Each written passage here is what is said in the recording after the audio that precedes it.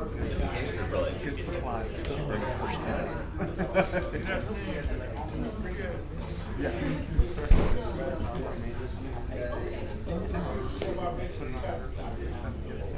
absolutely. Second verse. First. You ready to read the 8? More fun again.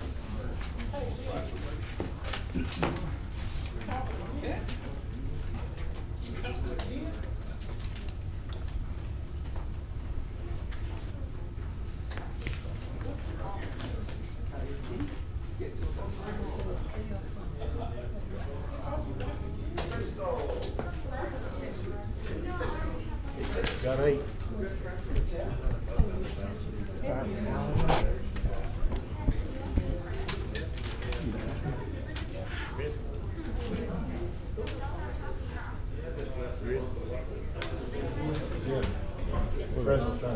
I got it. Yeah, sorry. Give you a thumbs up. We were. Welcome everyone to the work session for June 1st. Roll call, please. Commissioner Hopkins. Here. Commissioner Johnson. Present. Commissioner Jackson. Commissioner Young.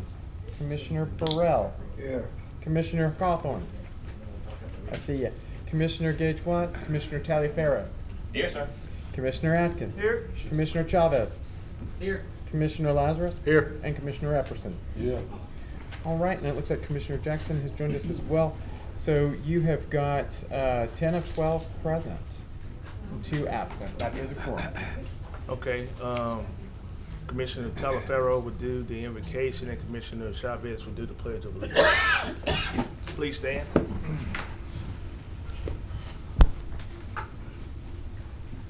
Well, let's pray. Heavenly Father, Lord Jesus, thank you so much for all that you've done for us. Thank you for allowing us to serve the people of Caddo Parish, and thank you for the opportunity to remember those who have sacrificed so much in our military service, to allow us the freedom to gather, the freedom to worship, and the freedom to use our good judgment to serve the public. Lord, we ask this in your name we pray. Amen. Amen. All in the room, and please face the flag. Military veterans may render a hand to brow salute and rest. Place your right hand over your heart and repeat after me.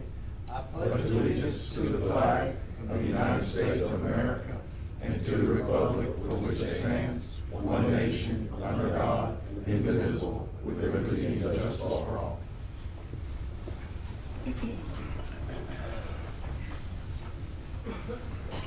Next item, Mr. Clerk. All right.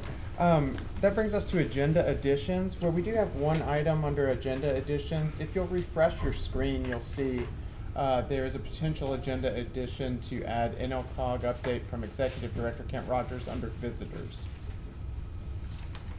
So moved. Second.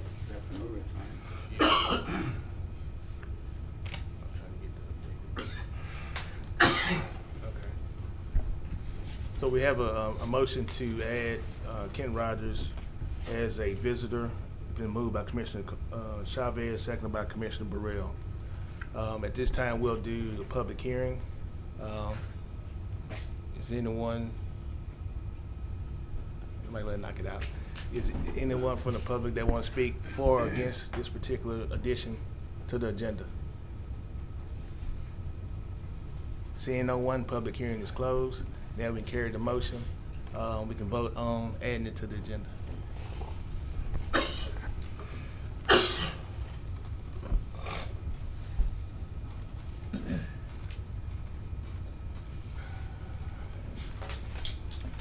Get done.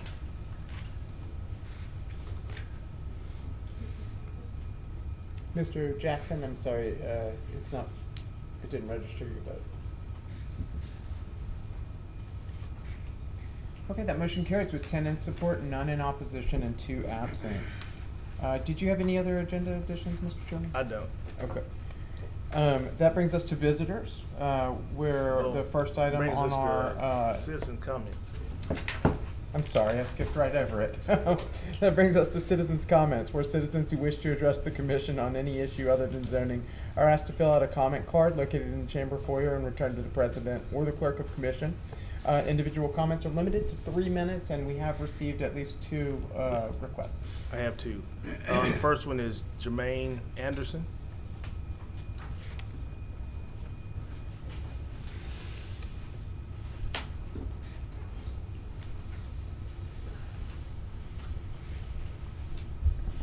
Just need your name.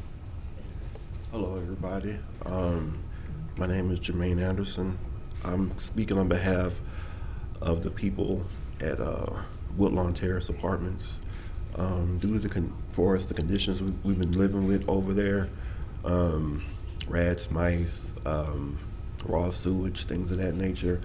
We've been dealing with this for quite some time. Pretty much no change since April. Since April, this is end of May, so we've been dealing with this for at least a little bit since after the winter storm, since February, but it's been ongoing problems as far as repairs, just pretty much a lot of things going on around at our complex. There's kids over there, families, children, we've all been voicing our concerns, and we have no maintenance. We may have one may last maybe about 2 weeks, maybe a month, and that's about it. So we really don't have any maintenance or anything as far as on grounds, and we've had the inspectors come through there. We've had so many things, people come through there, just checking on us, and so it's pretty nothing much has changed basically since the time. So Said Woodlawn Terrace. Ms. Bryant, do you have anybody on staff that could get with him so that he can get with the right person Yes, to address that issue? yes, we'll get this information. So reach out. Thank you, sir. Next person is Cedric Blake.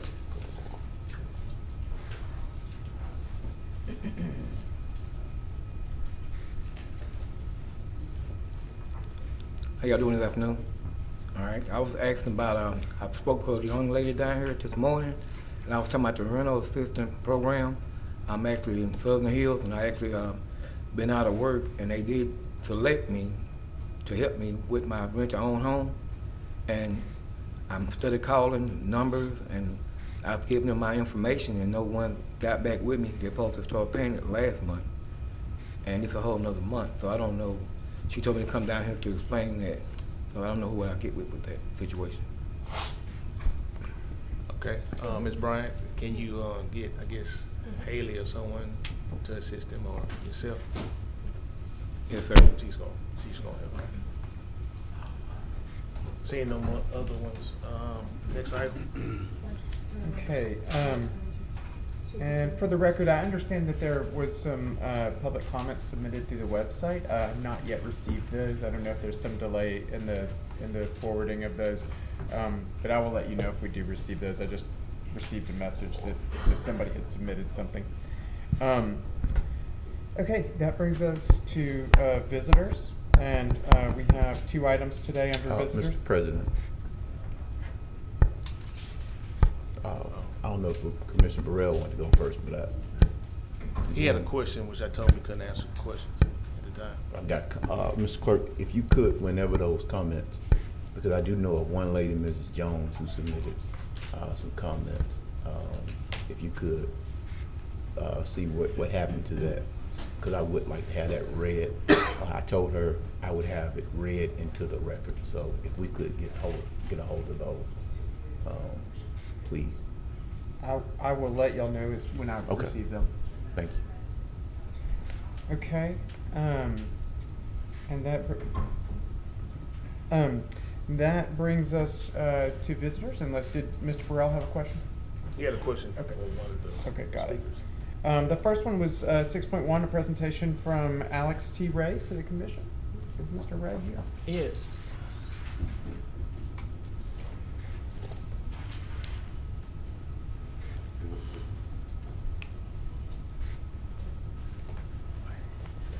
How y'all doing? Happy first of the month. I'm excited to be here today. My name is Alex T. Ray. I wanted to come to present a plaque to the Caddo Parish Parks and Recreation. for their involvement and partnering up with me for putting on a summer event, which is called Shreveport Father's Day 5K Run and Walk, that I know many already know about. And I just want to thank everyone for those who have participated, those who have supported. I'm not going to call out any names, but those who just had supported, I just want to thank you all so much. And I just want to present a plaque to the Caddo Parish Parks and Recreation for their involvement and what they have done. And they see the importance of fatherhood here in Shreveport and being able to put on an event like this to highlight the fathers, not just in the communities, but just the city whole. I just want to thank you all for that. Thank you.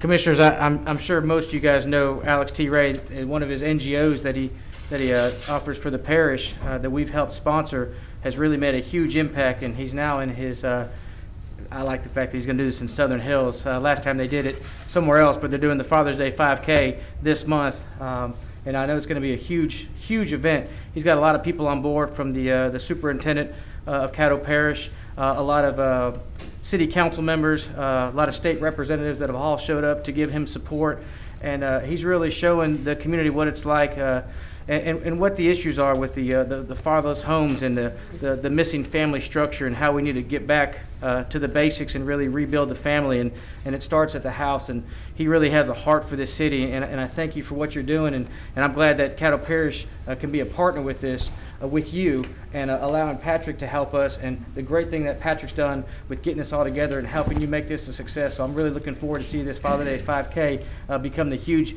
success of the vision that you had started. So to Alex, thank you.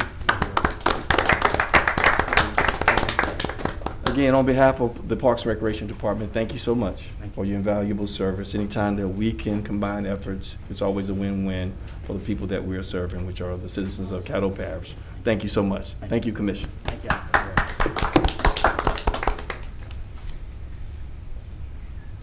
Okay, and that brings us to the next item on our visitors agenda is 6.2, which is an update from NLCOG Executive Director Kent Rogers. And by the way, while he approaches, I'll let you know, if you refreshed your screen and you'll scroll back to agenda edition, there is an attachment of his presentation in case you'd like to follow along on your computer. Good afternoon, Kent Rogers, Executive Director, Northwest Louisiana Council of Governments, 625 Texas Street, Shreveport, Louisiana. Last week, Dr. Wilson had originally invited me today to speak on multiple projects, and then when last week came up for the I-49 project, we said we'll push the rest of it to today. First couple of projects, one is the I-69 Service Road project. That's the project that links the port to I-49, roughly at the Stonewall Frierson area. There's 3 segments to that. One of those is completely contained by the state and funded through the state. The other 2 projects on the 2 ends of it, a portion from Ellerby up to LA1, and then from the end of the service road to Stonewall Frierson and Webster Parish. Those are being funded through a combination of our 200K funds and then local match support from y'all, from Webster Parish, or excuse me, DeSoto Parish, and from the port.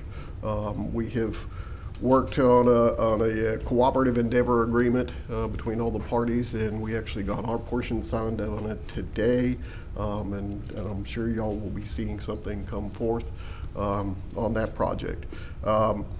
Port is the primary sponsor for the project, working its way through the DOTD process. The stage 0 and traffic studies have been completed. The stage 1 is underway now. Jimmy Davis Bridge project, we currently have about $24 million in the bank towards that project. However, there are several pieces of legislation at the state right now, calling for roughly $100 million to go towards that project. Some of those deal with reallocation of the 4.5 cent sales tax. Some of it is additional gas tax. Some of it is through the expenses of I forget which round of the COVID funding that the state received, but there's a chunk of it that would be dedicated to infrastructure projects. And there's a list of about 10 projects, and the Jimmy Davis Bridge is one of those projects. On May 7th, they did post notice that they intend to advertise for geotechnical, traffic engineering, and design services for the bridge. That should be coming out fourth quarter of this year.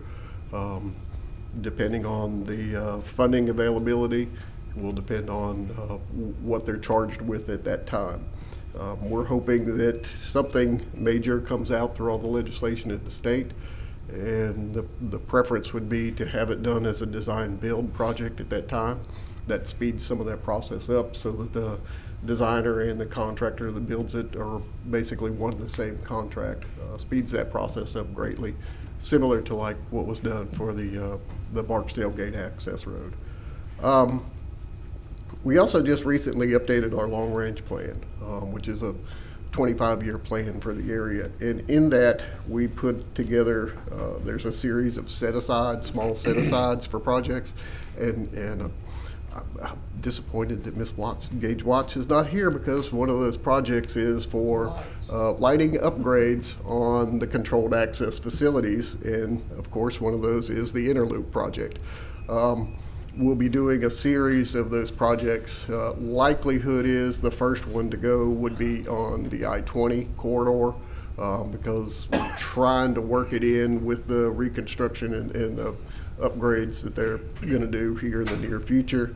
But it would basically be replacing the existing lighting facilities with LED lighting facilities, and then adding in and filling in the gaps where there are gaps in terms of the lighting.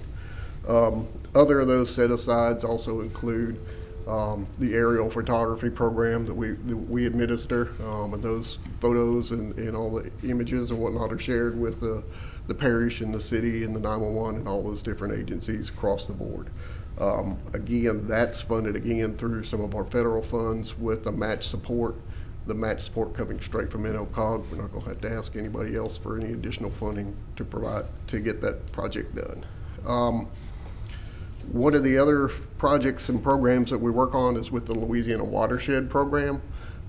2 projects have been announced in Caddo Parish to go along with that. The first one is up at the Black Bayou structure, some hardening and reconstruction up there. That's a $6.6 million project. And the second one is a $5.36 million project. It's actually the Ockley Basin Storage Project, but it's around the Med Center area, conjunction with some of the flooding and drainage problems that they've had. With the Interloop project, it had kind of gotten put on hold when COVID struck. We were ready to have a public hearing on the environmental document for the Interloop in March of last year. COVID came into play and kind of put us off. We are now scheduled for August 17th of this year to have that public hearing on the environmental document for the Interloop extension from Florida Lucas down to the future I-69 corridor. And then I know it's not specifically a parish project, but I thought it would be of interest to y'all, is the Linwood Avenue Phase 3 and Phase 4 projects. That's again continuation of the reconstruction of Linwood Avenue. These 2 phases would go from, I believe it's Mount Zion, all the way up to 70th Street and completely reconstruct that process. I've also included in the packet for y'all the detailed I-49 update that the consultants gave us. Most of that was also passed on to y'all at the last meeting. So if y'all have any questions, comments? Yeah, you have Commissioner Burrell that would like to ask you a question. Thank you, Ken, for coming back and clarifying some of these projects. But I want to make sure that we are clear this time that the monies that was trying to be removed from the inner city I-49 project was not really necessary since the Jimmy Davis Bridge had its own funding sources. Am I understanding that correctly? Currently, the Jimmy Davis has, within capital outlay, we've received, I think it's roughly 24 million to date. And then it's also listed out as one of the projects within the COVID funding that the state has received. Right. And then it's also listed in several pieces of legislation that deal with adding funds to the Transportation Trust Fund, whether those be, gas tax or renewal of the 4.5 cent sales tax or other measures. But there So are those other sources have funding been sources out there for that project. So those sources has already been identified, and it's just a matter of us collecting them, I guess. Well, part of it's a matter of the state passing those one or multiples of those pieces of legislation. The biggest chunk of that would be, I believe it's in House Bill 2, the Capital Outlay Program bill, which allocates that, I want to say it was 574 million or something to that extent of the COVID funding to the sub-fund of the Transportation Trust Fund. Had roughly 10 projects listed. Jimmy Davis is one of those projects listed. Okay. Thank you, Mr. President. Commissioner Chavez. Thank you, President. Kent, I was in the Army for a long time, and we used to do things called strip maps where it tells you, here I am, and here's where I'm going, and here's the route to get there. If you had to draw us a strip map, and I'm asking this if you could do this via email to send to myself and any other of my colleagues, I'm just wondering, because I get a lot of different answers on, it's got to go before SHPO in the feds. We're still waiting for the environmental, and I'm referring to I-49. Yes. Give me the strip map via the email, and you don't have to do it right now, but that's what I'm looking for is when we go to D.C. In about a month, because a lot of people keep saying, well, it's sitting on someone's desk in D.C., and you hear that all the time, and in government, the bureaucracy, it's thick, and it's hard to get behind closed doors. So if we're sitting in D.C., I want to go knock on someone's door and say, hey, man, where's that application? Where's it going next? So if you can provide that strip map, at least it would give myself and my colleagues who I need to call in Baton Rouge, who we need to call or go see while we're in D.C. to make this happen and speed this process up. Okay. Thank you, sir. Thank you, President. All right. Commissioner Hopkins. Yes, so the money for Black Bayou, what exactly are they going to do with that project? The terminology, it actually flows through DOTD, and it says structural hardening and runoff retention improvements, including replacing the existing spillway. Okay, so they're going to redo the spillway. Yes. Yeah. Thank you. I think it's an older DOTD project that's been out there, Thank you. and they're using this funding source to help do it. I did provide, I think there's a detail sheet on it in there. Thanks, sir. You're welcome. Commissioner Talaferro. Thank you, Mr. President. I'm not sure it's rumors. I'm not sure if it's fact. But how does all this play in with the millions of dollars that we have set aside and the millions of dollars that we probably will get with the 4-lane Jimmy Davis Bridge? Are we going to get up to a point and then, okay, so we're going to kind of have to backpedal a little bit because now we're optimistic that we're going to get a 4-lane instead of just repairing the 2-lane? The environmental document as it stands now for Jimmy Davis outlines either rehab of the existing in a new 2-lane span or construction of a new 4-lane span. If the new 4-lane span is the chosen option, there's a caveat that goes with that in terms of the existing bridge. The existing bridge has been classified as a historic bridge. And it has also been identified that you can do rehab work to it. Previous conversation had been to convert it to a bike ped facility. However, one of the local jurisdictions would have to take that over at that point. I think the initial conversation from that was pretty much a resounding no from all 4 of those jurisdictional bodies, y'all being one. Bossier Parish, Bossier City, and City of Shreveport. They have looked at a way to possibly dismantle it into some chunks and move it somewhere else for use, but they would have to have that agreement put in place beforehand. The money that's available, if you add the 100 million to it, there's roughly enough to do, they could do a new 4-lane, but then there's no money for the rehab to convert to the bike ped, so that additional funding would have to be come up with somewhere. The likelihood is, I'll be honest, the likelihood is it'll be rehab of existing and new 2-lane with a bike ped component on the north side of the new 2-lane bridge. And all, given the 100 million, all funding would pretty much be available for that. Understand. Thank you, Mr. President. Thank you. All right. Thank you, Ken. There's Thank no y'all. one else that's on the board. Next item.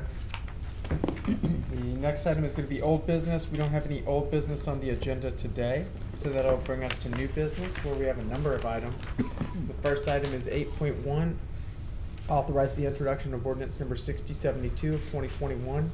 It's an ordinance setting the parish millage for the purpose of paying principal and interest due in 2021 on outstanding parish bond issues, and to instruct the assessor to include said millage on the tax roll of the parish of Caddo for the year 2021, and otherwise provide with respect thereto. Move to introduce ordinance number 6072, ordinance number 6073, ordinance 6074, and ordinance 6075. Second. Been moved by Commissioner Jackson and seconded by Commissioner Atkins to global and advance ordinance number 6072, 6073, 6074. Commissioner Jackson, want to speak to that motion? And 6075 too, wasn't it, Commissioner Jackson? Correct. Oh, and 6075. Seeing no one, let's vote.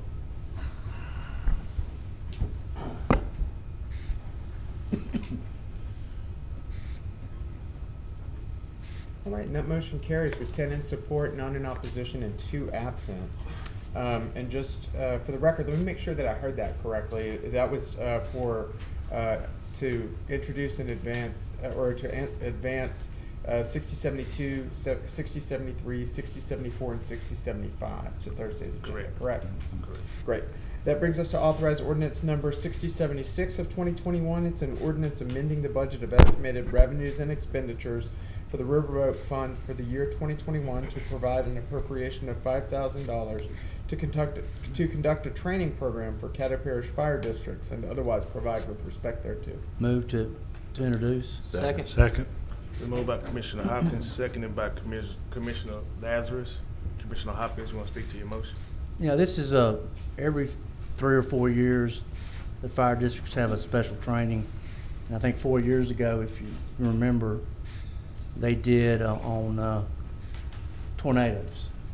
And it just so happened after they received that training, we had that big storm and tornado in Oil City where it landed on a house. This year's training would be to basically go in and get firefighters that have gone down or something to that effect. And I can tell you, almost 18 years ago, when I had my restaurant fire, we almost lost 2. And just by the grace of God, we didn't. But this is the type of training that's very important. So if you would just send that forward, I would appreciate it. Thank you. Seeing no one else, let's vote.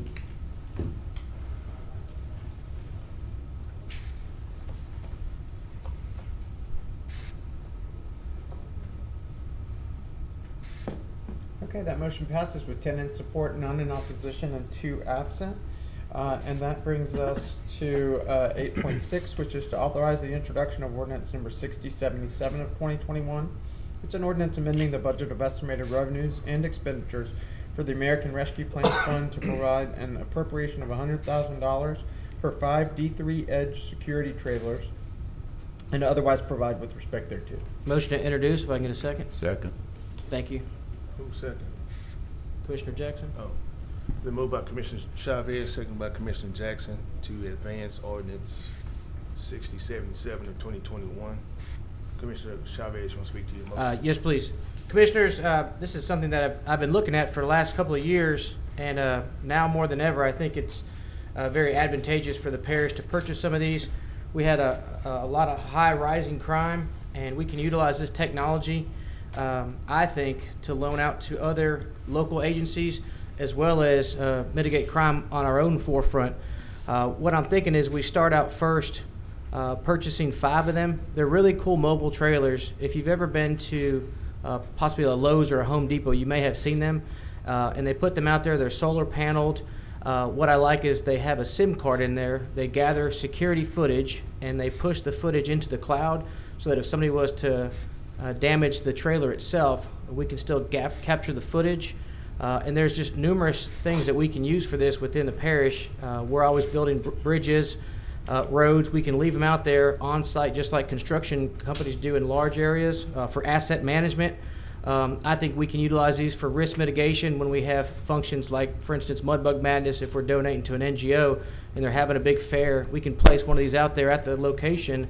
If something happens, we can rewind the footage, gather data. It would help us with risk mitigation. There's just a numerous amount of things that we can do with this, and I would like to just buy 5 first. The cool thing is we can use the American Rescue Fund's money because it's allocated for crime fighting as well. So it'll be no cost to the parish. Now we have the availability to get these. We might as well take advantage of it with the federal dollars, get some of these, have them in inventory, push them out to some other agencies that can borrow them and utilize them for ourselves. And if it's a good fit for us and for others, maybe more people will buy them. And I know a lot of people are screaming we need cameras in neighborhoods. This will allow us a low-cost entryway to access that footage here and now. So I would appreciate your support. Thank you, Commissioners. I saw your picture that you sent us. They also make one that has a cab. There's a bunch of them, actually. I'll send. I had a video, but it's too long. I didn't want to inundate you guys with those. But before we move on, I'm also going to ask that we have a long-range planning meeting. We'll do that on Thursday to gather some data from citizens on maybe places and how to deploy these and some better ideas from people. I got a lot of calls this weekend after this ended up on the agenda like, hey, I got some good ideas where we can put those. So I think while we appropriate the funds for these, then we'll put together a plan where citizens can jump on board and say, I think you guys can better utilize these trailers here and there. So I think we'll get a lot of feedback from these. All right, let's vote. Mr. Clerk, I'd like to be added. Mr. Clerk, have me as a co-sponsor for this. You want to be added? Yeah.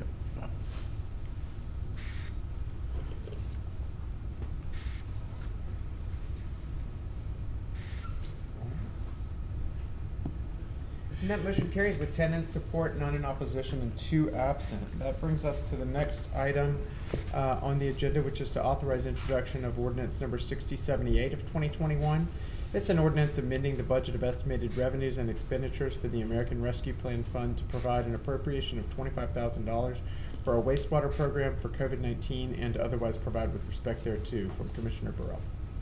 Second. So moved. It's been moved by Commissioner Burrell. Who second? I'll second it. I don't know who said it, but I heard it. Yeah, I can't hear what this five. Mr. Jackson, second. Been moved by Commissioner Burrell, second by Commissioner Jackson, to advance ordinance 6078. Commissioner Burrell, would you like to speak to your motion? Well, I will say a couple of words about it.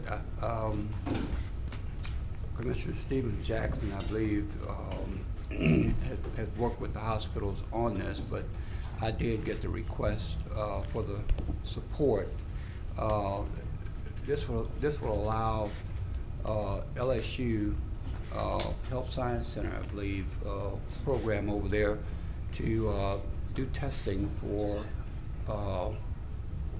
viral concentration of the virus. Rather than actually testing people, you could actually test the wastewater and determine the density of where the virus is, the location. And I think it's very novel, but it's been done elsewhere, and they asked for their support, Mr. Chair. All right. Seeing no one else to vote.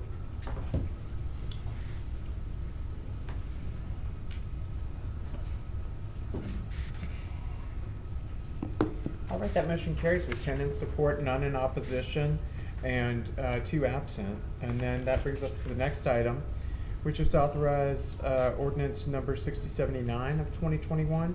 An ordinance to accept the streets in Blanchard Lake Estates subdivision unit number 2 and 3 into the Parish of Caddo road system and to otherwise provide with respect thereto. This is in District 1. Move to introduce. Second.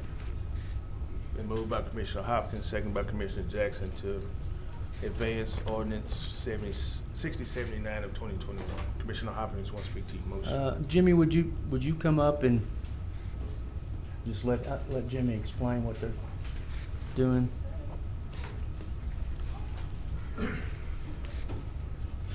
This is just accepting the streets in these 2 units into our maintenance system. The streets were constructed to parish specifications. They were inspected during construction. We were provided a 2-year maintenance bond. The 2-year maintenance bond is up. We had them come out and make any repairs, and now they've done everything they need to do. We're just accepting them. Okay. Thank you. Seeing no one else, let's vote.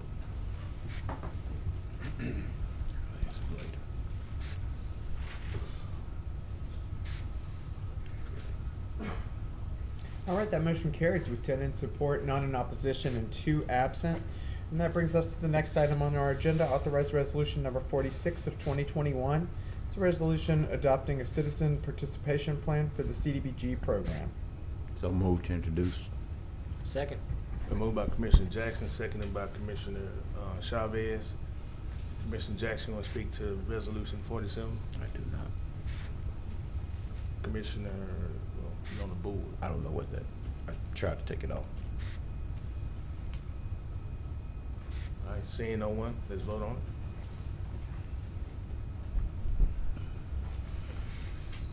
it. That motion carries with 10 in support, none in opposition, and 2 absent. Bringing us to our next item, authorized resolution number 47 of 2021. It's a resolution creating an ad hoc pandemic task force and otherwise providing with respect thereto. So moved for introduction. Second.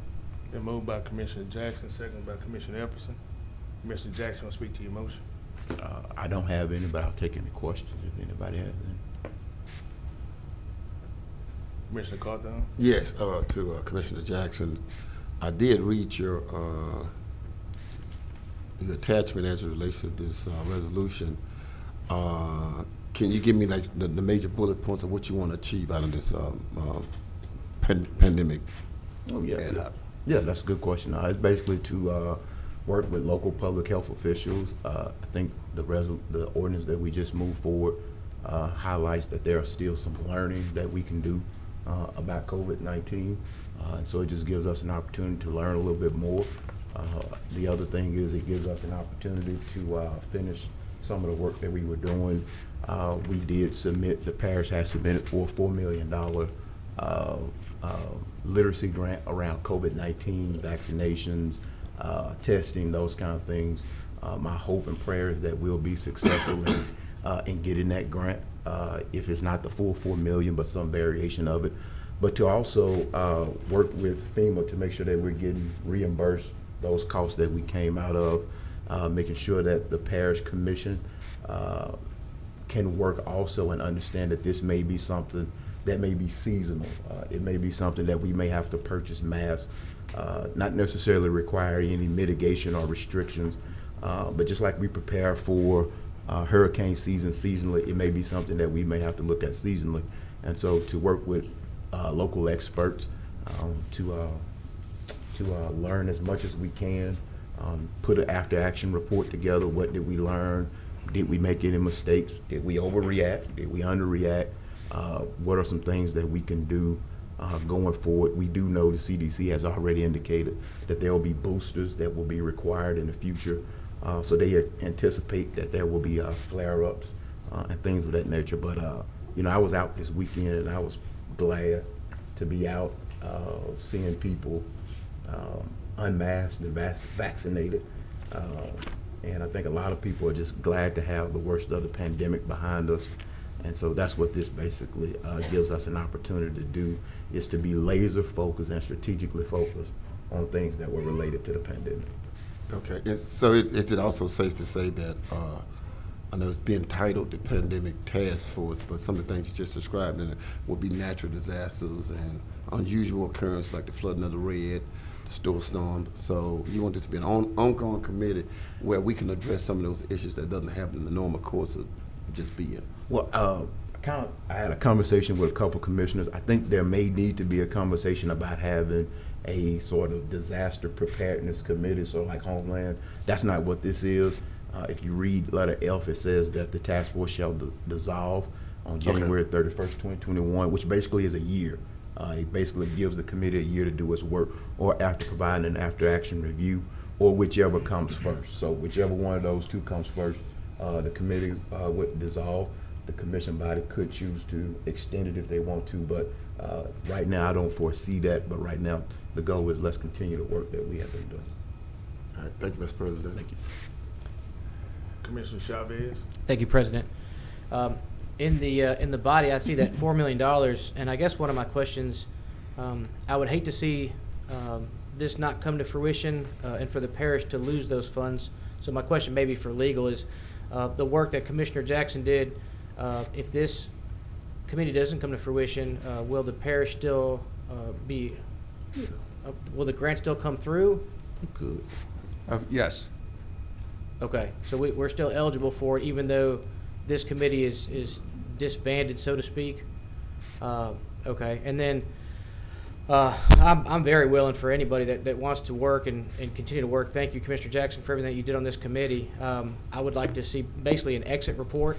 So I'll be in favor of moving this forward. I'd like to see. Everybody knows about the pandemic; they know what happened, but no one's really gotten an after-action review, so to speak. So I'd love to see. I know Commissioner Jackson is big in the medical community and talks with our regional director very often. I'd like to see that report. So if this does fail and doesn't pass through by a vote, President, I would like to see a report of such come through. Thank you. That's all. Commissioner Hopkins. Yeah, should we, on F, should we strike out 2021 and insert 2022? Yes, please, 2022. Okay. Thank you for catching it. Did you catch that, Jeff? That's all you had, Commissioner Hopkins? That's all I have. Thank you. Okay. Commissioner Jackson. Yes, Commissioner Chavez, thank you. Just wanted to note that, Attorney Bernstein is correct. We would still be in the running, but when we did the webinar and things of that nature, they encouraged sort of a coalition, health equity coalition be formed. It didn't make any sense to reinvent the wheel, so we basically just used the pandemic committee for that, to be that, because we always had Dr. Martha White plugged in. We always had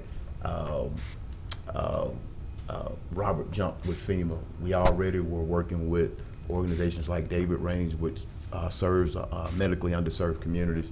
So we already sort of had an infrastructure in place.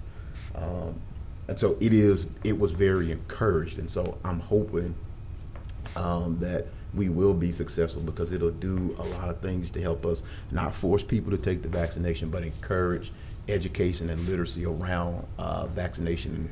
You know, we have some award-winning grant writers with the medical school, with Terry Davis and Dr. Connie Arnold, that submitted that grant. They worked with that grant. They worked with Anita, Ms. Bryant. It was very quick turnaround. We worked with Dr. Wanda Thomas. I want to say Dr. Wanda Thomas to get that in. A lot of clergy was involved as well. School board was involved, so it was a very multifaceted approach. So that's what I meant. I didn't want to give anybody an illusion that it was required, but it is strongly encouraged to happen. Thank you. Thank you. Also, Commissioner Chavez, basically the grant is to the Parish of Caddo, the commission, so it's not to a committee. Cool. Okay. Also, if the committee does stand dissolved by the bylaws, it falls under the Special Needs Long Range Committee. And the only reason I separated it was because the Special Needs Long Range had a lot to do with the MPC, the UDC, so you had your hands full. The pandemic was still strong. Now we're on the downside. It can go back into that particular standing committee now. Gotcha. Okay. And that's by the bylaws, not by me. No one else, let's vote.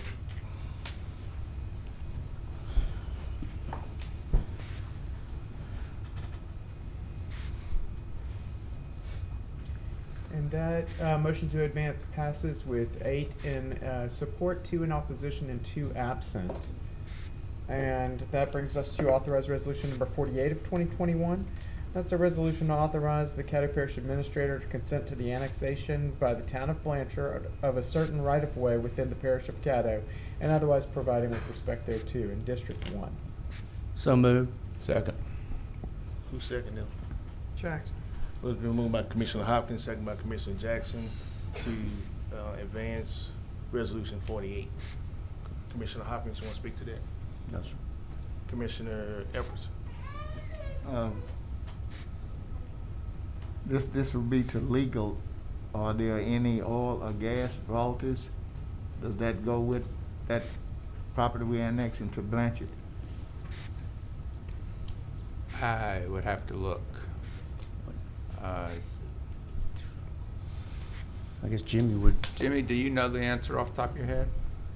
I don't. I believe the parish has already leased that portion of the road. Okay. Right, but I'm understanding that, but I'm saying by us annexing it to Blanchard, will Blanchard receive the royalties? Or No. No. No, because our lease predates that. Okay, so we will continue to receive the royalties? And they're ours by, this road is ours by virtue of maintenance as well. Right, okay, thank you. Seeing no one else, let's vote.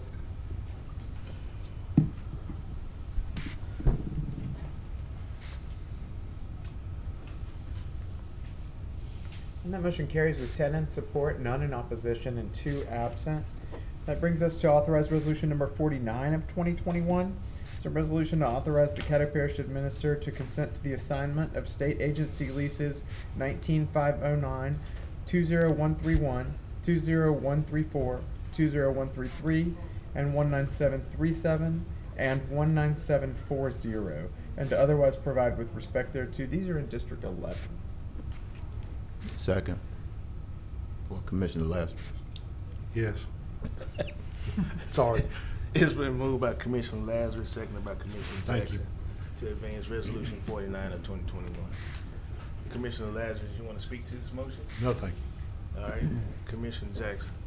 Just pleased to divide, I'd like to make a motion to englobo and advance resolution number 49, number 50, number 51. Second. Okay. Commissioner Jackson made a motion to englobo resolutions number 49, 50, and 51. It was seconded by Commissioner Lazarus. Commissioner Jackson, want to speak to that motion? Seeing no one, let's vote.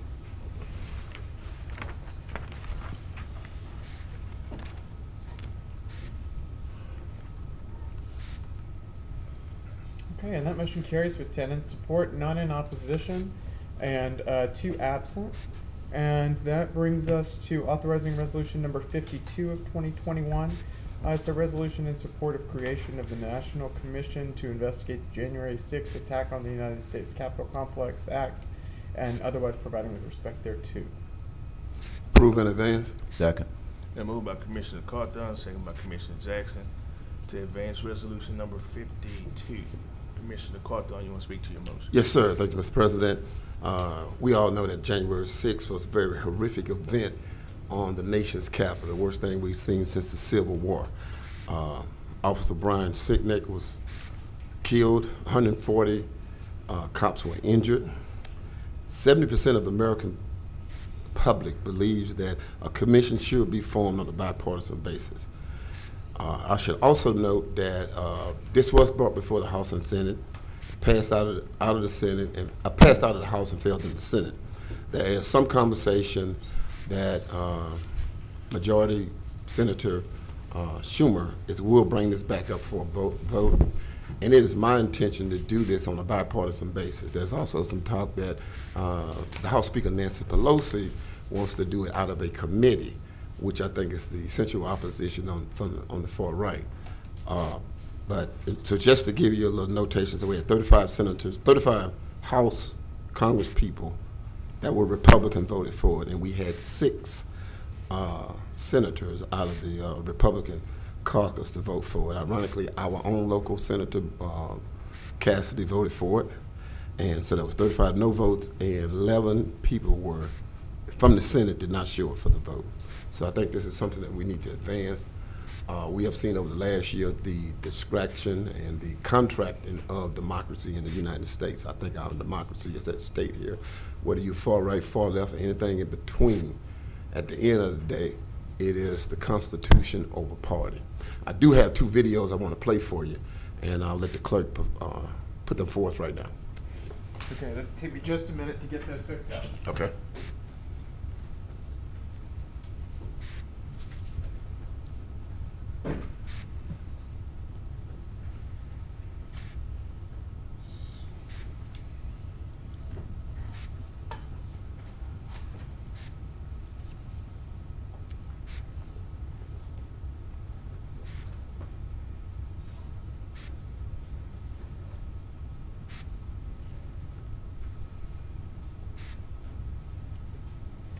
I'm gonna have to play them up here so that you can hear the sound.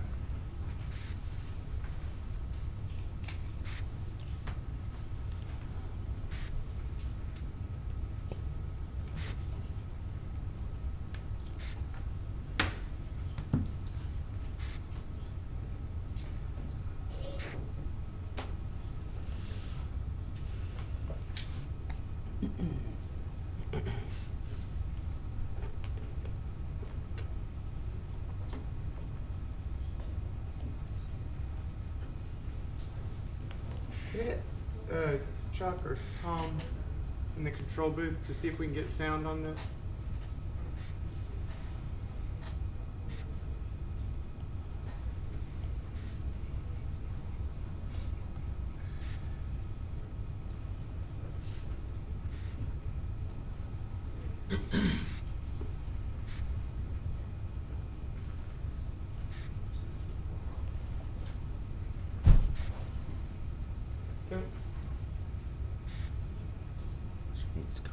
Crystal, do you know how?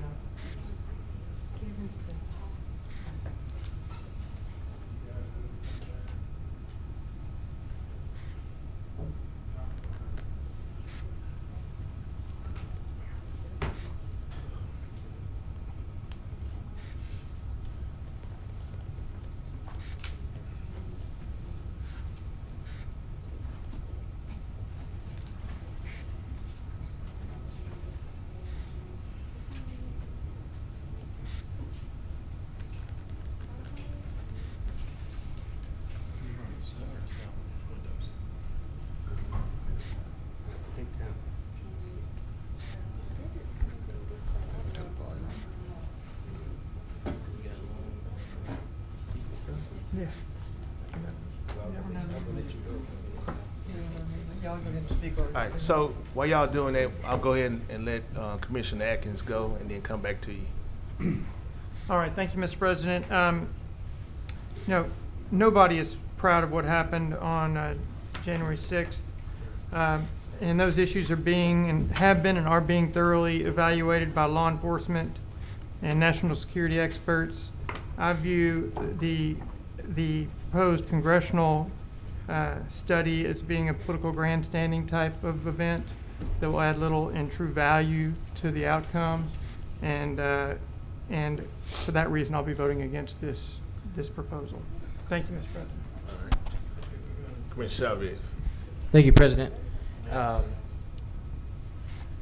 like what Commissioner Cawthorn said about bipartisan. Obviously, it's time to put away the other stuff, but my heartburn is kind of what Commissioner Atkins just stated. I asked administration to send me the entire commission verbiage that Congress is about to pass or that they're working on passing, so I could read through it. I'm going to vote on this today to pass it, to move it to Thursday, to give me time to read. It's a lot. So I want to look through there to see what exactly we voted on. But my big thing is the more that I looked into it over the weekend, you said it's the judicial systems is investigating. This is a crime. It's a crime in America, and that transcends politics. But now we, as the Caddo Parish Commission, is telling Congress who is telling their own people to do their job, and I feel like there's a lot of people telling a lot of other people to do their job when at the end of the day, this should be being investigated already, and it is. So Congress didn't need to tell the officers to investigate this, to tell the FBI to do their job, but now we're telling Congress, who's telling somebody else to do their job, to do their job. So it's a lot of telling people to do their job, and it seems like a lot of unneeded or just unnecessary steps. Like I said, though, I'll be voting to move this to Thursday, but I'm going to peruse the literature that I was given from admin just to make sure that in going through the commission that there's not things that stick out in there that just doesn't fit in with Caddo Parish and our goal. Thank you, President. Jeff, you ready? Yeah, we're gonna play it. I'm just gonna have to set for whatever reason, we're connected correctly. The sound is just not coming through. So we're gonna play it into the mic if that's okay. Okay, this is the first of the two videos.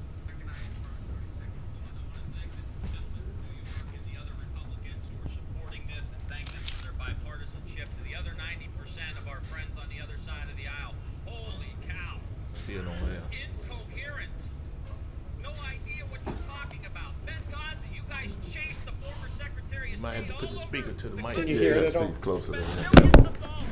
We have people scaling the Capitol, hitting the Capitol Police with lead pipes across the head, and we can't get bipartisanship. What else has to happen in this country? Cops. This is a slap in the face to every rank and file cop in the United States.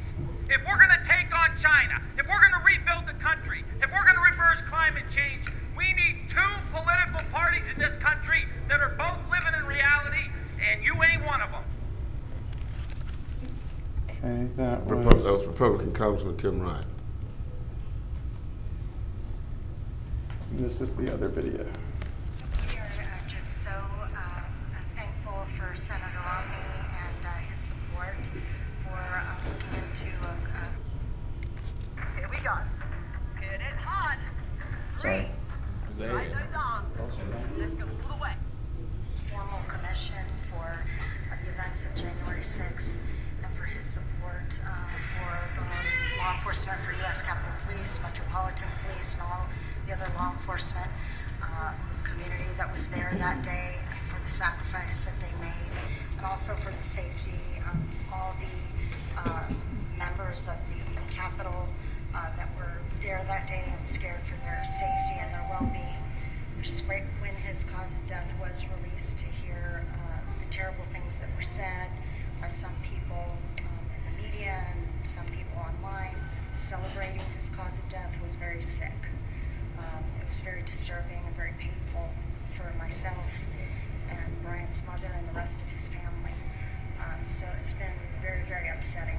But it doesn't change the fact of what happened on January 6th, and we don't want it to happen again. That should have never happened. That day should have never happened. It was terrible. So we want members of Congress to ensure that it doesn't happen again. Well, basically, facts are facts.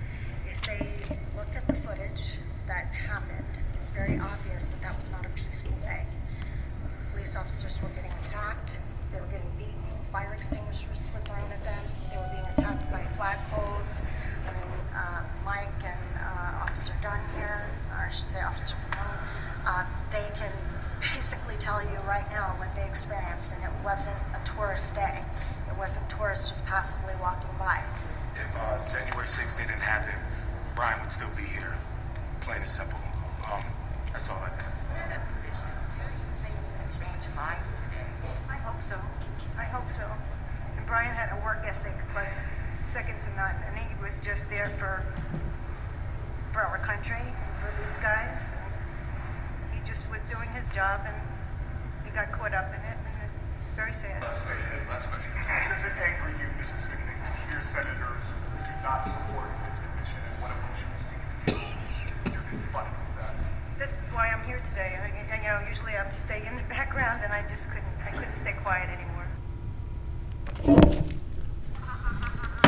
Jeff, can you just send both of those to us, and that way we can hear that at our leisure?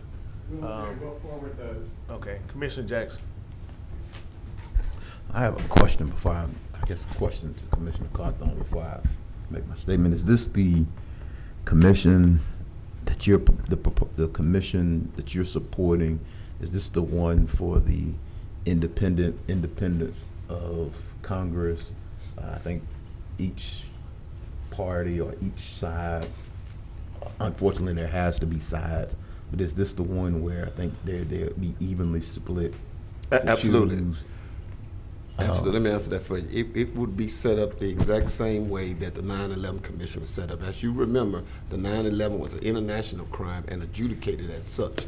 But in addition to the pursuit of the corporates of 9/11, there was also an independent commission set up on a bipartisan basis. So this is to advocate for the same. I thank you, Commissioner Carthon. I thought you would give us one of your infamous history lessons. Today just happens to be the centennial anniversary of the Tulsa Race Massacre. Absolutely. I was going to get to that, but you go ahead. Well, I know I won't hit on it with the depth and gravitas, that big word, that you made, but it was a crime against Americans. Americans against Americans. It was a massacre of African Americans where individuals basically paraded and took pictures and sent photos of individuals standing over dead bodies, standing over burning buildings, and they put them on postcards similar to what happened January 6th. They took pictures in the Speaker's office. They took pictures in the Hall of Justice and paraded them out on social media and things of that nature, similar to what they did with the Tulsa Race Massacre, under the assumption that nothing would be caught. I have friends that work on Capitol Hill, and I have friends that work for both Republican and Democratic members of Congress, and they were scared. They were literally scared for their lives. I was in the 9th grade when 9/11 happened. That morning, after I got off the bus, we had this thing called Channel 1 in high school. I don't know if they still have it now. But we had Channel 1, and Channel 1 broke early that morning to tell us about the planes, and I cried that day. And I felt powerless that day because America was under attack. January 6th was another one of those days where I felt powerless. I stopped working. I shut down everything, and I cried for our country because it was a tragedy that happened that day. And so if we can get independent, I don't want something that's going to be strictly partisan, Right. Where folks will be able to say, well, Speaker Pelosi and Leader Schumer put together their own friends. I would like to see something truly independent, an outside lens, to basically just look at what happened and present America with the facts, not to relive the day, because I definitely don't want to relive the trauma of that day, but I mean, just imagine what would have happened had those men and women been successful in their attempt to obstruct the count, because that's what it really was about. It was about obstructing the democratic process. And so I agree with Senator Cassidy. That's why I wanted clarity on if this was the one that you were supporting. Absolutely. I agree with Senator Cassidy that this should be something that should be independently looked at, not in a partisan way. And I hope that we would encourage, I saw where Senator Kennedy announced today he was running for re-election. Hopefully he will understand that his citizens, or there's a constituency out there who would hope that he would find a way to support that measure. Thank you for bringing it. Commissioner Talaferro.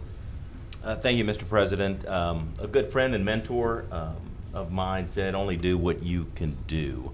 And to my knowledge, having read a little bit about the investigation, is that I'm under the impression that the FBI, as well as the House and the Senate are all conducting investigations or conducting an investigation, including which includes all three. So I don't see why another resolution asking others to do their job when we have three huge major entities that are currently conducting this investigation. Thank you, Mr. President. Mr. Carter. Yeah, sometimes people can be tone deaf. So it doesn't hurt to reiterate what needs to be done. A lot of people who in their own mind and their own framework think that they are doing their job. This is only to admonish them to do something in a very bipartisan way, which has been done in this nation before. And the irony about what Commissioner Jackson talked about, the massacre in Tulsa, at the end of the day, the people who incited the massacre were never indicted, never brought to justice.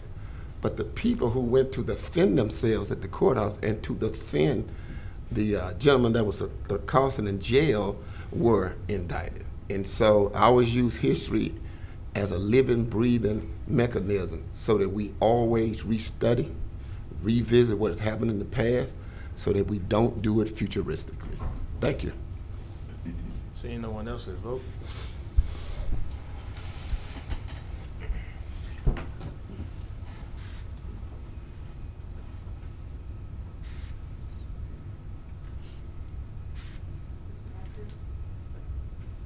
Mr. Hopkins, I don't think it registered your vote.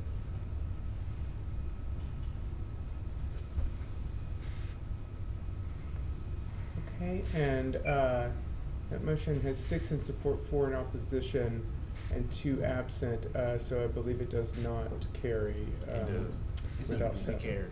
Oh, it does, yeah, I'm sorry, it My will, bad. because we have 6 Right. in support. It carried. Next item. So that brings us to authorize special resolution of recognition for Sir Terrence Mack. Move to advance. Second. Been moved by the chair, seconded by Commissioner Talafaro. Sir Terrence Mack had a call from a citizen basically giving me this young man's life story.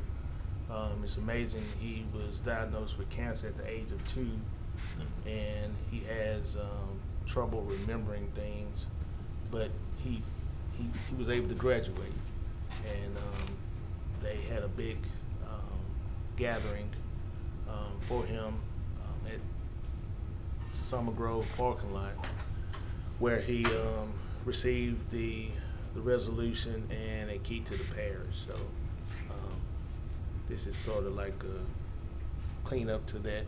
I wanted to make sure it was done. It was actually supposed to be done the day of his graduation, but it rained, and so they postponed it a couple of days. But the young man was so happy to receive that, he just was full of joy. So just actually to support it, and we'll vote on it Thursday. Let's vote.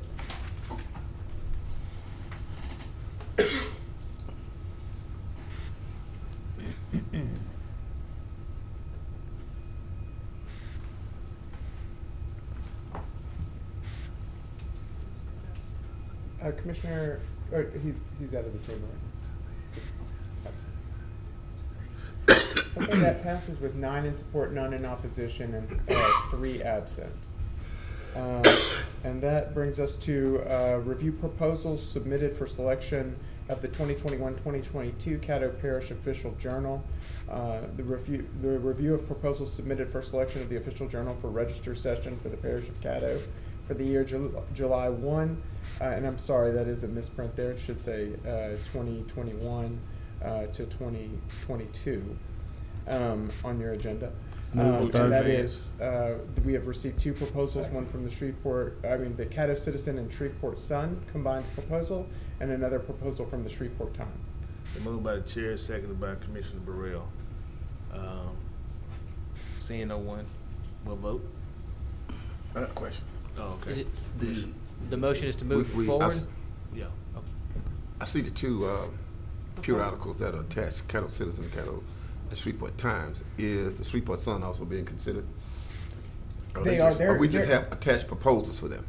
They are, yes. The attachment just comes directly from the Caddo Citizen, so that's why it's labeled Caddo Citizen. But it does describe the partnership with the Shreveport Sun in the proposal. So it is a joint proposal. Thank you very much. And you also put it on the agenda, so. We'll add that on the attachment. All right, thank you. Commissioner Jackson. Yes, the one where it's a joint deal. Who are the two? One is the Caddo Citizen, and we just mentioned that it came from them, so it's labeled them, but it is a joint proposal as usual with them and the Shreveport Sun. And we'll update the labeling just to make sure that that's clear. Anybody else involved? But it is, the Caddo Citizen and Shreveport Sun is the first one. The second one is from the Shreveport Times. Just by the Times by themselves? It's just the Times by themselves? Correct. Okay. And there's nobody else on the Shreveport Sun, Caddo Citizen deal? Yeah, it's just those two applications were the two that were received. Okay, because all I see is a letter. Is that it? There should be, it's a letter, and then there's some additional supporting information behind it. Okay. All right. But we moved them both. I think we moved them both to Thursday and Tuesday. Yeah, typically what you do is advance, unless there's one that you don't want to consider, you would advance these to Thursday agenda, and then I'll compare a comparison contrast sheet for y'all and send it out so you can look at the difference in the two. Thank you. Thank you, Commissioner. Thank you, President. I know that state statute dictates that we have to do this in the paper, but I get a lot of citizens or constituents that tell me whenever we post stuff in the paper that they don't get the paper. So I don't know if there's other states in the union that have figured out a better way, but I think maybe in the future we should probably do some investigation on website. Some do website. We post on the website too. Some of them do website. Some other states do on the website. And I know we can't change that because it's a state statute. Yeah. So maybe we should do some investigation. I'll put it in long range unless, President, you think it's somewhere else. But we're going to have to do a resolution to ask the state to fix that. But I feel people's pain when they don't get the paper and they don't get the information. So we should be able to meet them where they're at and figure out a solution. That's all. Thank you. Okay. Next item. Oh, we have a vote on. Oh, Commissioner Jackson. I have a question for legal. I know the state statute says we have to choose a journal, correct? Correct. And so is it possible to, because I do know that there are instances where we can't do certain things because of the way the two publish. I think they publish once a week. One publishes, well, both publishes once a week, different days. But is there a way to do it where we could do it with a daily print? We could go with maybe one of those, maybe with the ones that we normally go with, but then work with the daily print on a sort of contingency, emergency as needed basis, or would that need to be a part of their proposal? From the state law standpoint, you have to choose a single official journal. Okay. I think, though, administration probably could weigh in because I know a number of times they do use other publications in appropriate instances. Okay. So. Okay. But typically our advertising is just with one. What if it's like an emergency There is case? a single official journal. Okay. That is where the official proceedings are published, the official notices are published. Okay. But like an there emergency. are times when, because of the nature of the business, it's appropriate to get broader notices out, and so yes, we do use, the daily journals for that purpose. Appreciate it. The daily periodicals for that purpose. Okay, thank you. That's it for me. Commissioner Atkins. Thank you, Mr. President. Mr. Bernstein, following up kind of on the theme that Commissioner Chavez was raising, is it possible to require whoever publishes our reports to also, or our journal, to also send us some electronic version that we then post on our own website or some specific website for those purposes?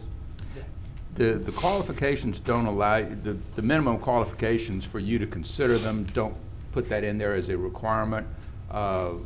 We could control that though, right? But once again, administration does that itself in terms of publishing, putting it on the website. Okay, it's on the website then? Yeah. Okay. And just for clarification, the official journal does provide an affidavit of publication so that we have an official record of publication in addition to the print edition. But like Attorney Bernstein mentioned, we do publish all of the agendas and public notices and things like that online as well. Okay, I've never looked at the public notice. So Commissioner Chavez, what are you seeking in addition to that? Nowadays, and if I may, President. Okay. You know, we have so much social media push notifications. We have so much access with media that, let's be honest, who goes to the Caddo Parish website? I mean, very few people. Like, if we were to pull up our Facebook stream right now, there may be 3 people watching there. A lot of people don't care about what's going on in local government. They just don't. Until it affects them, and typically we saw what happened with MPC, and until it affects them in a negative manner, well, then we didn't tell them. And I don't feel that we're reaching out or pushing enough access to people where they're at that's going to get them the information when we need to give them information. Like if something's rezoning within a specific neighborhood, I go outside and I check my mailbox. I'd love to see something in my mailbox saying this street may be rezoned for something, as opposed to someone say, well, you didn't look in the Shreveport Times to see the rezoning, so you missed the meeting. Well, they have to pay for the Shreveport Times. It's not like it's a free publication delivered to their house. So you're not looking at it for a website. You're looking for some sort of push.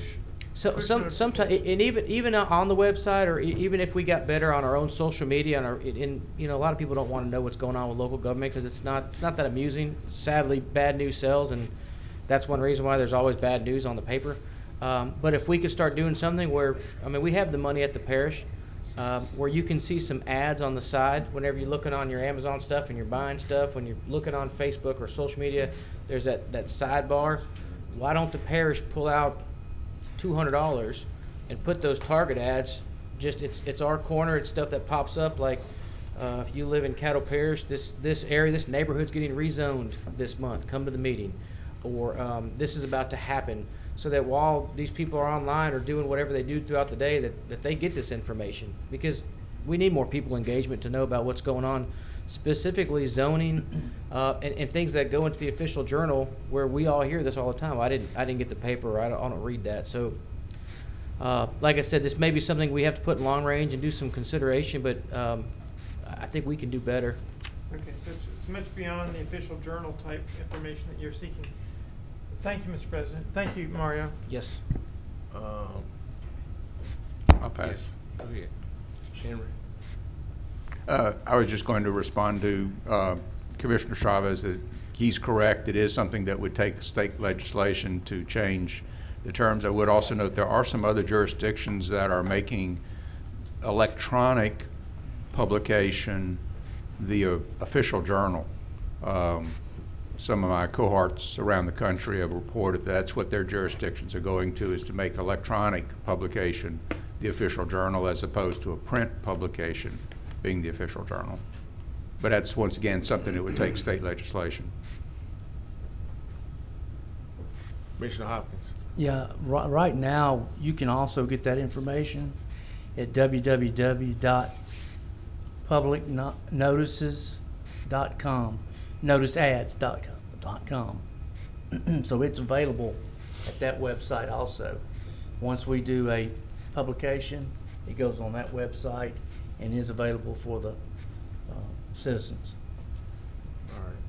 And then also, even on our homepage, they go to the minutes, get everything that's in that. And then I've also asked our communication person to basically the highlights of our meeting, to do a press release to the news media, so that they can do it. Now, whether they do it or not, broadcast it or not, at least she would have that information to them. So that'll be another option. That doesn't cost us anything. Commissioner Chavez. Thanks, President. I just got a message. The Shreveport Times apparently does that. I don't know if the other ones can do that yet, if they're digitized, but they run a marketing campaign as well, and that's included with what they would offer for us. So maybe we can get them to come out and talk about it, or get the other guys. That's all. There you go. All right. Seeing no one else has voted.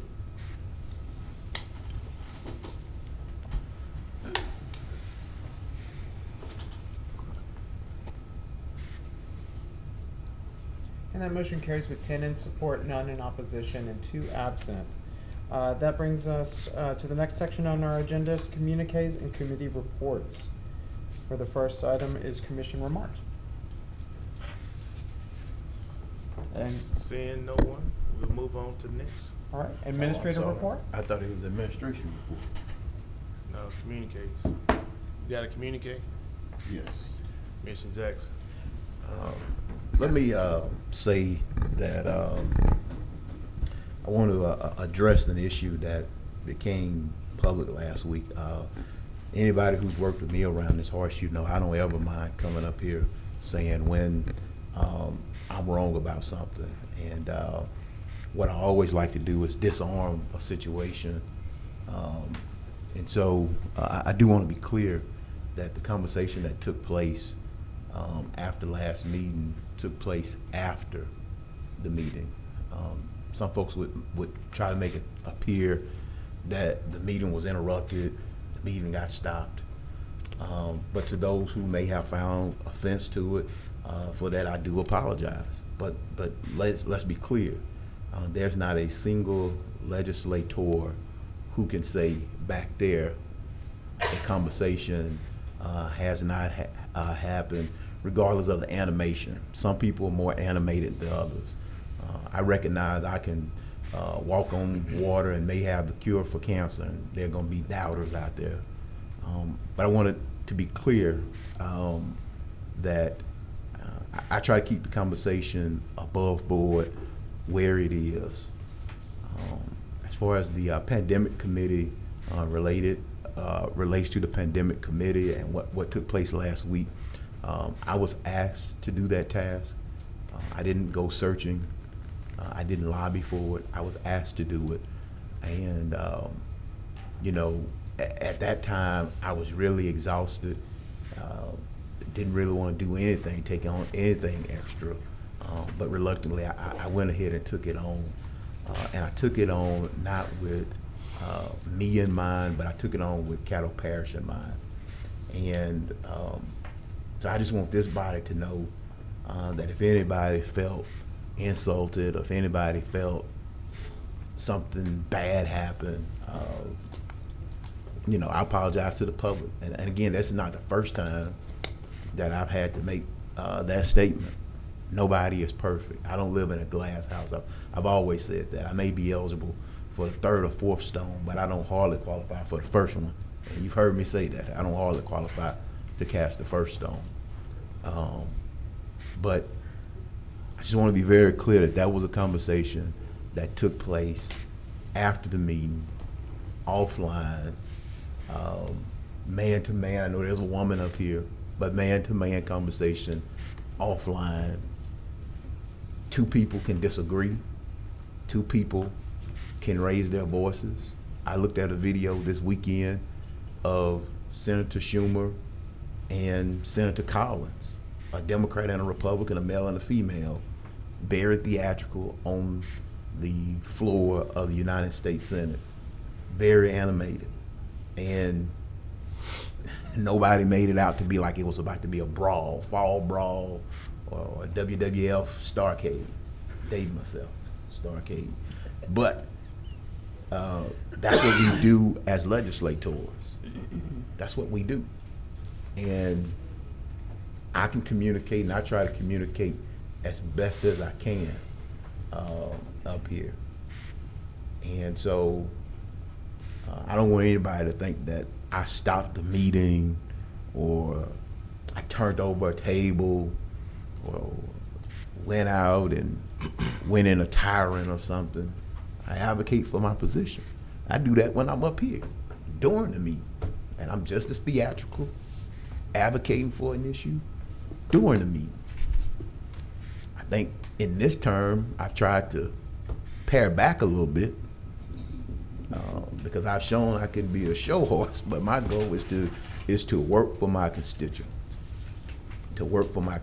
and that's what I'm about. And I'm not beyond ever saying, well, something shouldn't happen. Okay, it shouldn't have happened out here. Maybe it should have happened in the back. Then what would have been the news? Nothing. So, but I get it. Some people would like to make it about a side issue. and not about the substance of the day. And so for that, I just want to let it be known that, I don't have a problem saying that maybe I shouldn't have did that out here. Maybe I should have just taken the conversation to the back. But the conversation eventually was going to be had. So, because there was nothing wrong with having a conversation. It was going to be had. But where it took place, if people disagree with that, okay. I also want to note that there is on June 14th, the MLK Health Center will have a Guys Day Out from 3 p.m. to 7 p.m. At the MLK Health Center. It is to highlight men's health, colonoscopies, blood testing, and those kind of things. So they're doing great work. I know a lot of people typically participate in it. They didn't get to do it last year due to COVID. But MLK Health Center, Men's Day Out. The other thing that I do want to also note is I want to commend citizens for their showing of support in this local economy. We've had a rough year, and what I see when I talk to businesses, small business, particularly locally owned business, I saw something going around about small businesses who got PPP loans. That's their business. It's needed to help those businesses stay afloat, and I don't think we can do enough to support our local and small businesses. So we must continue to support the businesses that we have here, because as I've often said, Superman is not coming. Amazon is great. I think that's great news coming, and they're coming to District 3. But I also want to emphasize and make sure that we are working to support our small businesses in all that we do. Administration, we haven't gotten to your report yet, but I will ask during the report, I had asked Dr. Wilson to add a FEMA update to it. Yeah. And so if we could get a FEMA report at that time. It's on, we have it on the list. Okay. And I'm also going to try and see how we can, also would like to see how we can have a conversation about the Juneteenth deal. I thought we were supposed to follow up last week, but I didn't see it. It's June today? And so Yes, I but think we got roughly 2 weeks. Following. We didn't have a meeting last week. Okay. It was just schedules, but Okay. we have followed up with both the parties involved. Okay, all right. If y'all could let me know. And is Cheryl here on that? She's there. Okay, Cheryl, if I could get with you after. I know I had made a suggestion about the rest of those slots. I don't know if you got with Juvenile and was able to connect that, but I would love to see something because I would like to see if there, and Clay, I don't know if y'all can track that to see if there's some type of extrinsic motivation that would steer those kids out of court or delinquency or whatever it is. And so I think she had about 10 or 15 slots left open. If we could, it slipped my mind when we first did it, but if we could look at that and see, is that a motivating factor? I don't know that it'll be 100% success, but any that we can steer out of that, and if you could keep us updated on that. But thank you, Cheryl, for working with that. And I need to get with you after the meeting. Thank you. That's it for me. Commissioner Chavez. Thank you, President. We're going to have our long-range meeting on this Thursday at 11 a.m. And this is going to be the meeting to introduce the citizen board for the new zoning that we're setting up. So I invite all the commissioners to come, even if you're not on the committee. Mr. Everson told me he'll provide lunch for us. So if you come, we'll be fed. But we'll get to meet the new guys, get the scope of the work. And then we're also going to have a discussion around some of the questions that you guys had with the D3 trailer for data collection and deployment. We'll invite law enforcement, maybe the sheriff will come down. We'll discuss deployment options, but how to better use those if it passes, which it seems like it's going to. Thank you guys for coming. That's all. All right. Commissioner Burrell. Thank you, Mr. Chairman. Just to follow up again on Juneteenth, which is coming up June 19th, I know many of our citizens don't know that fireworks can actually be bought, sold, and used from noon, June 16th through midnight, July 5th, which is the day after the 4th of July, and also from noon, December 15th through midnight, January 1st. I think it's so important. One of the reasons why I introduced the legislation back in 2015 to add the period during Juneteenth to the state statutes was to help educate the public on the importance of Juneteenth in addition to July 4th, simply because much of that is not taught in our schools. And I was really taken back that in the last administration, the Secretary of Education was actually directed to take much of our African American history, whether it is slavery, whether it's Reconstruction, whether it is civil rights, out of our school systems. And I was very, very disturbed about that because I know when I was in college, we had to protest to actually get Black history in Northeast or University of Louisiana in Monroe. And a lot of my white friends who were there, they were very appreciative because they didn't know the history. It really changed their whole view and how we related. In a school that was actually 900 blacks and 10,000 whites. So the whole attitude, their whole attitude changed because they did not know a lot of the history. So this is how we change our society, is by educating each other on the history of each other. Because in many cases, a lot of it is very similar. In some cases, it's not. But it's nothing worse than being ignorant. And you can't be ignorant and create relationships. So with that said, I think it's so important that we acknowledge that there's more than 4th of July as it relates to a whole culture of people. And I think that by having fireworks, which is a celebration, it helps bring about awareness of the importance of such a day. Thank you, Mr. Chairman. Commissioner Atkins. Thank you, Mr. President. Ms. Bryant, following up on our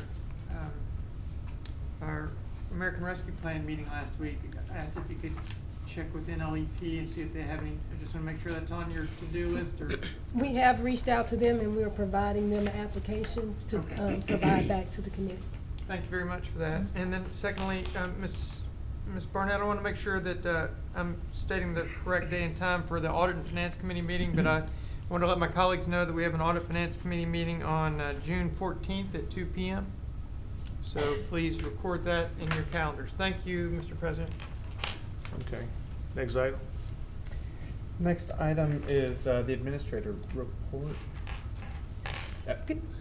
Good afternoon, commissioners. The administration has a report of just some of the projects we've been working on. The monument, we are currently in the process of scheduling site visits so that we can have additional vendors provide quotes. Hopefully those visits will be concluded by the end of summer. The disparity study, we're still working on the contract for that. We have to have all parties review the contract and provide their comments. The welcome signs, we are still waiting on DOTD to approve the permit to proceed, and as soon as we get that, we'll get the quotes for those signs. The rental assistance program is continuing to progress. We've given out about $2.6 million in assistance to nearly 600 applicants. We have provided a report to you all of the the prioritization process, as well as the process, some of the things that we have to look at to verify. Just trying to give you an idea that it does take some time for us to go through the process in order to provide person's assistance. We also provided some data to show that where we are compared to some other parishes as well as the state. And based on that data, you can see that the Caddo Parish is actually number 2 in the state on the amount of funds that have been dispersed. Based on those numbers, we are far exceeding many parishes that have started the program before we started the program. So the program is progressing. There is, there are some people that will experience delays, but we are getting through everyone as fast as we can. We anticipate that everyone that is currently in the queue should be selected for to turn in their documents by mid-June. On the FEMA, we have submitted our information to FEMA for those expenses for COVID that we did not get reimbursed for. We are just waiting to hear back from FEMA on additional information that they may require. That concludes the administration report. Mr. Jackson. Yes, thank you, Mr. Bryant. I have a contact that I need to give y'all for FEMA who reached out. I'll get that. I'll probably email it. She called from a 504 number. I didn't recognize it. She works specifically on COVID-19, and she reached out a couple weeks ago that I need to get to you. On the rental assistance, I see this here. I'll make and I'm definitely not trying to correct you here, but you said y'all were number 2. We're actually number 3. The state has dispersed 4.7, Orleans 4.4. There's like Caddo Parish 2.5 million. Well, we were looking at the percentage. Well, so if you look at total award compared to what we've dispersed, we are actually exceeding the state. The state has only dispersed 2% of their funds. I understand. Yeah. Well, that's what my point was. Right. Based on the amount of funds. Right. Well, when we go by percentages, percentages can be perceived depending on who's telling that narrative. The state has a larger pool to push out, so obviously their percentage would be much lower. It's going to be lower because they've got a pool of 248 million, and we've only got a pool of 7 million. So their percentages, their numbers though, they're processing 16,000 applications. But I do want to ask about, I see the prioritization. Is this a prioritization or is it a lottery? It is actually the prioritization. We randomly select those in the priority. So we have to have a prioritization system, and using our prioritization system in that particular category, we then randomly select those individuals that have to turn in their documents for that particular time period. So can you ask me, and I might take a minute, if we had a committee meeting, we probably could run through this. Prioritization, does prioritization come first, then the lottery, or is it the lottery, then? It's prioritization, and then within that priority, we have been randomly selecting those individuals to provide their information. So we are currently through the priority 1, we're finishing up priority 2, and should be beginning on priority 3 and 4. Okay, so applicant John or Jane Doe applies. After they apply, the next step is prioritization, or is the next step lottery? The next step is to prioritize based on their information, and from there we randomly select. So if you apply and you are at at priority 4, then you would then be behind those that are priority 1, 2, and 3. So I've had a situation that's come to my attention where a young man applied on April 1st. He was unemployed on April 1st. Okay. And so he received work, which, people are, not everybody's just sitting around collecting the unemployment. And his thing was he worked for 15 years at a company. They shut down during the pandemic, left town. It shuttered them. They couldn't recover. And so he spent his time trying to find jobs during last year.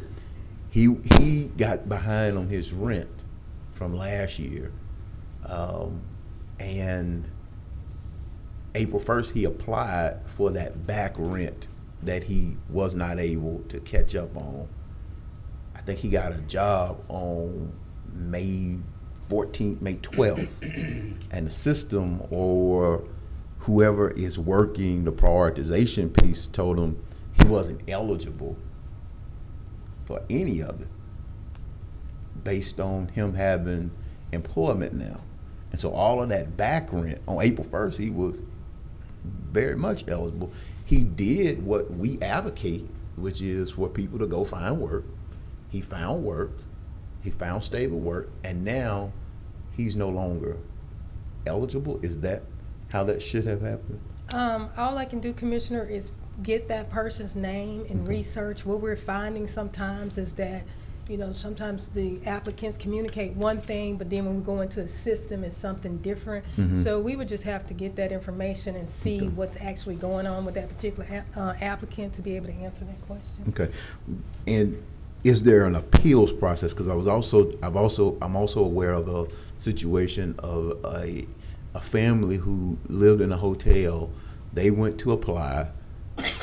They got asked this sort of pre-screening question that asked, do you live in short term, which is basically a hotel. And so when they clicked yes, it kicked them out.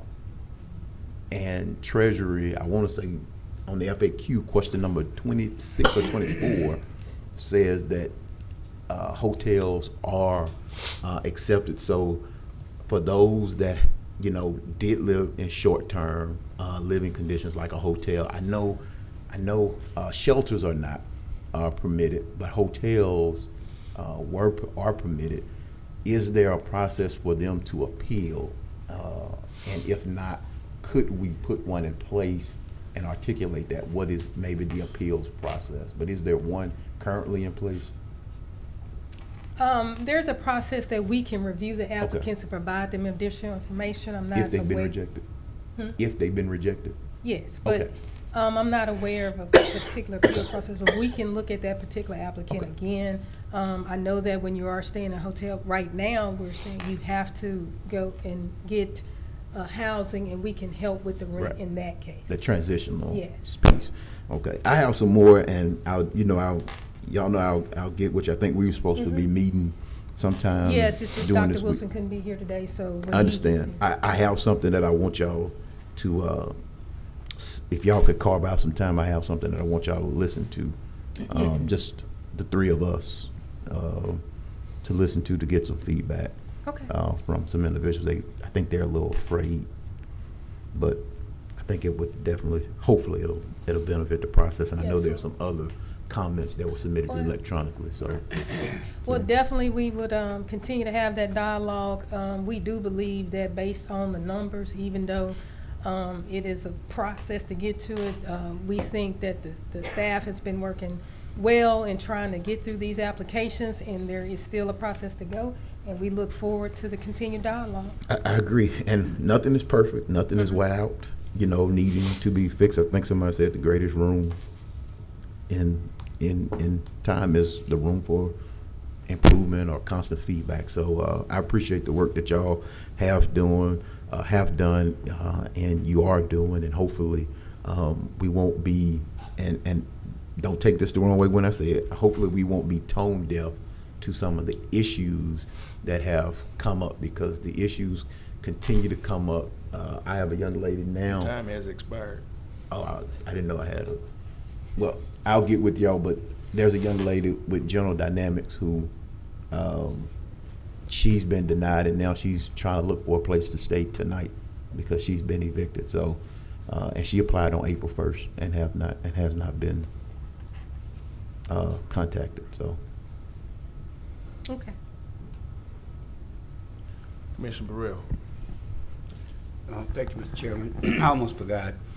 On May 24th, Dr. Tim Magner at the Chamber of Commerce convened a broadband meeting with the what I call core participants in Caddo Parish, which was the Caddo Parish Schools, the City of Shreveport, and Caddo Parish Commission.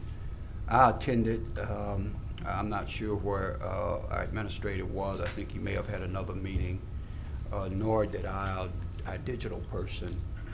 He wasn't there. I was going to talk with him. We wanted to have this meeting as a core group before we reach out to Bossier, looking at it from a regional standpoint and others. It was apparent that the school board had some sort of broadband plan already in the works, and also the city of Shreveport. But the parish itself does not have one per se, from what I could understand from the meeting. I suggested that we would just sort of get on board, because the major core of the broadband deployment is going to be within the city. And given that the Caddo Parish School Board, because of its educational need with its students, then to me that would be kind of an overlay onto that. And I think from our standpoint, since those areas in the urban will be covered, then we can probably undergird those other plans without going and make a total separate plan. So that's what I suggested to them at this point. And as you know, Mr. Chairman, I had asked about us putting together a broadband committee here, being chaired by Commissioner Chavez and myself on this. But I hadn't gone forward with it simply because I was trying to see what the Chamber of Commerce was going to do when they were pulling the city together and the school boards together. But I think that now that I went to this last meeting, I think it's going to be important that we do have sort of a separate input, because we're going to have separate funds. So just wanted to bring that before the commission. Thank you. Next item. Next item is President's Report. Thank you, Mr. Clerk. I'll go in reverse order of what I was going to talk about. Commissioner Burrell, from our American Rescue Planning Committee, we are recommending a set aside of some money for the parish for broadband, parish-wide broadband. So that would work in conjunction with what you're talking about. Okay. So once we get that recommendation and everything in line, we'll bring it to the full body, and then your committee will have a budget to work out of. Wonderful. All right. I want to thank Haley and Erica for working on this narrative to have, because I've gotten a lot of calls about the process and the use of the word lottery. And once I dug into it, we don't have a lottery. We basically have a prioritization process, and there's a lot of miscommunication to the public. And so basically this now will define the process of how the program actually works. I too heard about the person that's staying in the hotel, and I think the workaround was for them to actually get into a rental piece of property, and then basically we could help them. There are some issues with some people who are now priority 4 that applied in April, and maybe their next door neighbor was priority 1. They got their check, and they was trying to figure that out, and nobody really gave them a clear answer. But this will give them a clear answer to why they hadn't got their money yet. And thank you guys for that, and I can now publish this to the individuals that are needing this process to help some citizens in Caddo Parish. Sitting as president and also being a commissioner, I have a very calm demeanor. I've always had a calm demeanor, even growing up. But, and I will debate with you all day long. But when you come and say that I'm not SHIT and to F me, then that changes the demeanor of myself. We can talk all day long, I'm cool with that. But do not disrespect me in public, because I will not take that. I don't think no man up here will take that.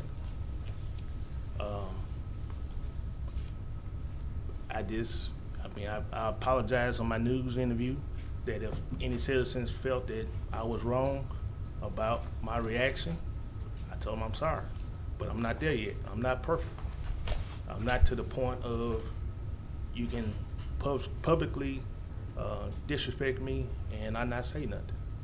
It just won't happen. I try, but it just won't happen.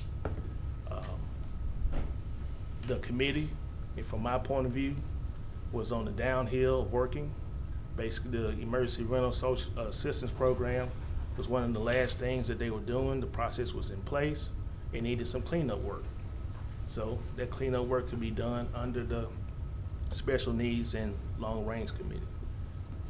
We've already done through the testing. The CARES Act, we basically went into the hole of about $700,000 from that.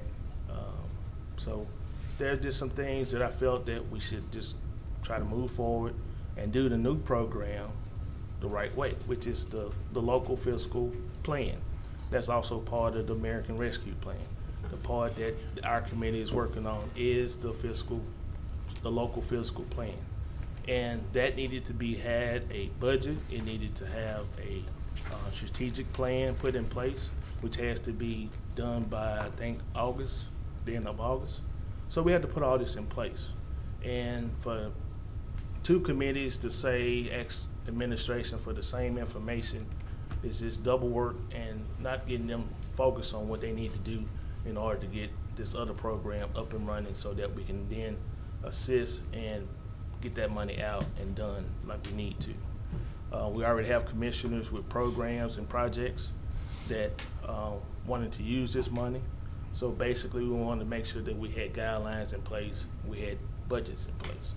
So the bylaw says that the president can create ad hoc committees and also can shut them down. It doesn't say he has to have a pre-shutdown meeting, but he can shut them down just like anything else. And so I follow the bylaws. Nothing more, nothing less. And so I sit here until the first meeting in January, and after that, it'll be a new president. And so that new president will decide if he want to have ad hoc committees or not. And that's what I did for this year. Next item. The next item is citizens' comments, late arrivals. Citizens who wish to address the commission on any issue other than zoning are asked to fill out a comment card located in the foyer and return to the president or the clerk of commission. I know that we have received a couple individual comments are limited to 3 minutes. You have two? Yes. Okay. Point of order, Mr. President, point of order. I just want to state that my comments to you were after you dissolved the committee without notifying me. And so we got a public record. I would like the public record to reflect, at least from my opinion, is that I didn't receive any notification and none of the committee members received any notification. The notification was during the public meeting. I didn't give you the floor yet. Well, I asked for a point of order, and that's a privileged motion. But at the same time, you asked the question, I gave you the answer. It was done during the public meeting. Okay. I call for a point of order. I like for the record to. I still have to recognize you with a point of order, though. Well, it's a privileged motion, so. But it's still, you still have to Okay, be recognized point of by order. Robert Rule of Order. Point of order, Mr. President. Okay, now you can be recognized. Okay, that helps you. That's I'd like the Robert record to reflect that I did not say anything until after the committee was disbanded without any notification to myself as the chair. And again, I did not ask for that. I declined it. I respectfully declined it. It was insisted that because I was doing a good job or last year doing it, that I would lead it. And so I took up that mission. And so I don't want folks to think that during the meeting that, you know, I just arbitrarily got upset. I do not want, and I think that's not fair to the public record that we have to produce. and that's not fair to this body, to make statements that are not 100% accurate. Were there some words that were exchanged? Yes. Could they have been said somewhere else? Could they have been said differently? Could it have been handled a different way? I'd admit that every day, yes. But it is not respectful to any person professionally here to dismantle a committee with no prior notice to any commissioner. And so I just want the record to reflect that I didn't just go off the hinge on a humbug. And so I just think that that's fair to the public record. Mr. President, we, at our first committee, we acknowledge you for having the foresight for putting the committee together. In an email, you also noted later that you appreciated the work that the committee was doing. And so all we were a little puzzled by, we were puzzled that the committee was being disbanded without any notification to any of the membership prior to it being done. So that's, again, I'm not trying to get into a back and forth about it, but I did want the public record to reflect. It's noted. Thank you. Next item. Next Omari section. Hosang.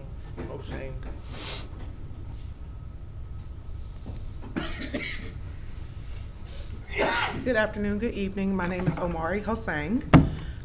Good afternoon, commissioners, president, administrators.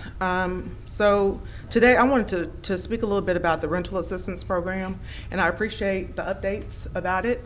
That definitely informs kind of my thoughts moving forward. But I still want to share that as a community organizer, it is my duty to understand statistics and data. So data such as the amount of poverty that Caddo Parish is in. We're in the top 3 in terms of the state. Also how COVID-19 has disproportionately affected citizens in our parish. And so I really was very excited to hear about the Caddo Parish Emergency Rental Assistance Program. But in terms of the program itself, hearing folks talk about being one rental payment away from eviction, or one payment away from their lights being shut off, having no water, having no power, I really felt that the Emergency Rental Assistance Program is a hero that everybody needed. And so as I field kind of complaints of people who approach me just as a fellow citizen, as a neighbor, as an organizer, and share their concerns with the program, I wanted to kind of pose those here and see if there could be maybe not a one-off solution, but something that could be more systemic.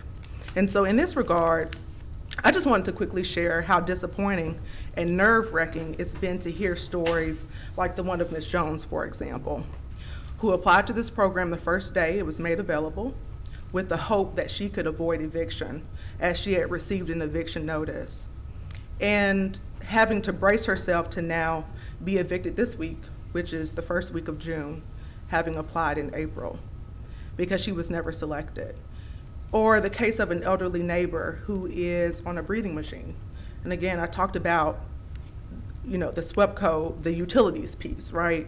And possibly being a payment away from losing power, hoping to avoid disconnection of her electric services. She's not heard anything. And so I'm really interested, because I have been hearing the word lottery. A lot of folks in the community have been hearing the word lottery. And so maybe we replace that word lottery with a random selection. And so I'm very excited to hear that there is a prioritization process.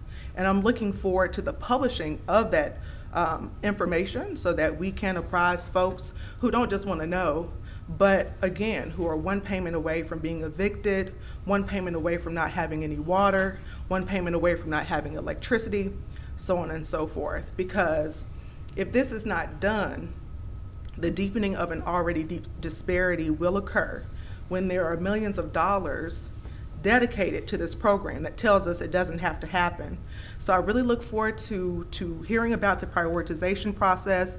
And secondly, it's and correct me if I'm wrong, it is my knowledge that we now have not just SWEPCO payments that can be mitigated, but also water. No, not true? Okay.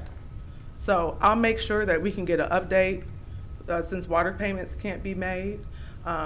It was my knowledge that water payments as well as gas payments could be mitigated. But if that is not true. Well, our current program is only allowing Electric.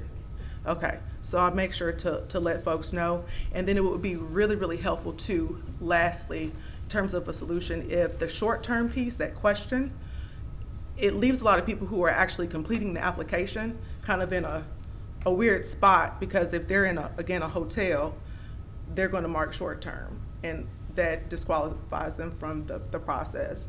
And so if we could have more information in terms of how do people work around that, and not just one person, but every single person who applies, because with $2.6 million, which is great, is necessary, there's still several millions more to go, and several million more not million, but several thousand more residents that need the assistance. So I look forward to a universal solution. Thank you so much. Thank you. Will James?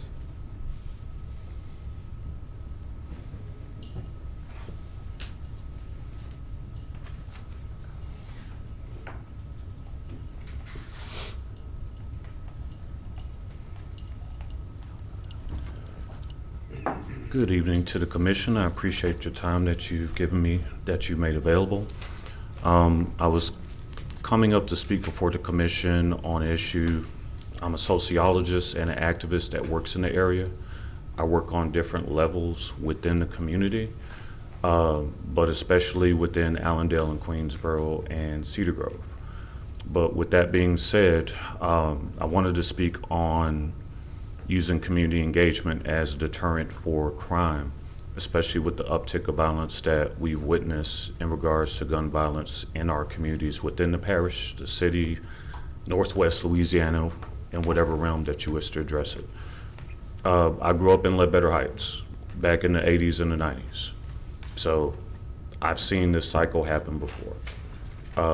The things that kept me out of trouble, the things that kept some of my peers out of trouble, the things that actually made it somewhat safer at the time was public community engagement. So this Friday, beginning at sundown at 8:30, I think it gets dark about no later than 8:35 right now, I'll be at Neef's Coffee Shop, which is where 1958 Milam Street intersects with Elder Street. For those of you not familiar with that, that runs on the side of BTW. The reason why I'm focusing on that area is after sundown, that's where you have a lot of your high-speed stuff that happens at that time. I'm familiar with it because I'm the one that painted the logo on the side of Neef's Coffee Shop. I had to do that between sundown to 1, 2 o'clock in the morning. I witnessed a lot of the stuff that was happening. I've called 911 on a lot of the different issues that were happening with either a late to no response. But the thing that actually deterred, and the citizens that I walked through, that I talked to, I always played movies, videos, ran images on the side of the building there. So what I'll be doing from 8:30 until 1 o'clock, with the citizens' permission that surround that area, is to go ahead, light up the area, have some music going, have different movies and videos going.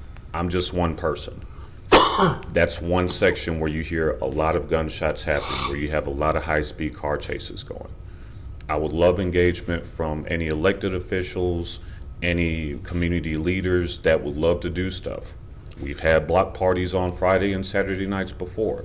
Some people thought it was just a fun way to have a weekend at the end of the week. But to me, the way that I saw it, it was a way to deter the crime and to present safe environments for people that are living in different areas. Thank you for your time. Thank you. Ms. Brown, can you get Mr. Westler to reach out to him to see how we can coordinate the Safe Summer stuff with him? And Sure. maybe provide some Next insight. item, Mr. Clerk. Next item is the consent agenda, and then Mr. Clerk, there was some electronic comments. I know they wanted them read into the record. Could you read those into the record, please? we did receive those. Let me see.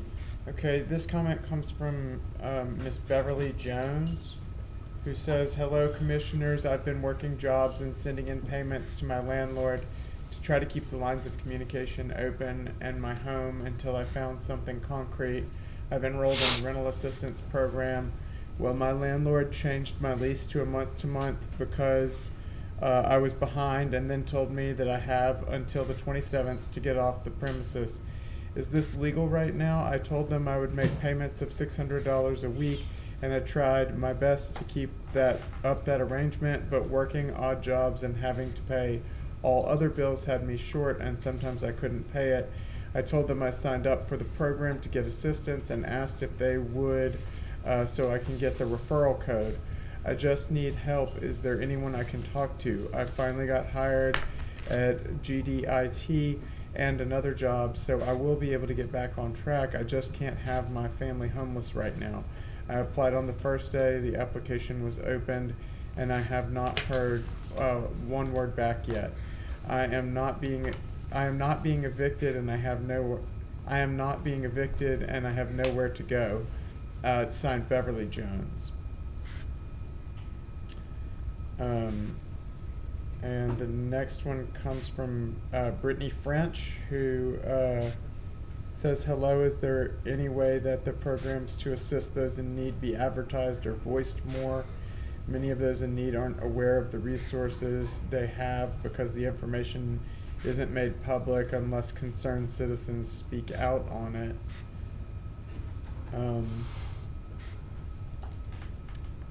The next item that we received is from Cladira Houston. And it says, I'm grateful for the program. It will truly help me, being that I have children and a granddaughter. I've been in a situation where I was facing an eviction, and I do not want to face that with my children or grandchild. I am forever grateful that there's something out there to help in aiding, so there is less stress and struggle on how my rent will be paid. And final comment that we received, I believe, comes from Tamika Hamilton, who writes, hello, my mother has been misplaced since the February winter storm. I've been trying to get some form of assistance and have yet to be able to do so. I've been told there is some grant that has been given to Louisiana, and my mother applied for it and was denied. I need some answers on why she was denied, as well as to why there was any assistant living arrangements for her, as well as many others. As of today, my mother still doesn't have a place to stay. I've reached out to the mayor and his team, but nothing was accomplished. I do not have, I do have adequate paperwork and emails to provide if needed, and that comes from Tamika Hamilton. Jeff, the last one, was that on damage to the house, or was that due to falling behind on rent? Was that on what now? Was that due to damage to the house, or was that due to falling behind on rent? It does not specify that. It says something about. It just says that she was displaced after the winter storms, so Okay. it could have been either cause. It doesn't say the cause for the Okay. displacement. Next item? Motion to adjourn. Oh, we did receive one more comment. Do we need to?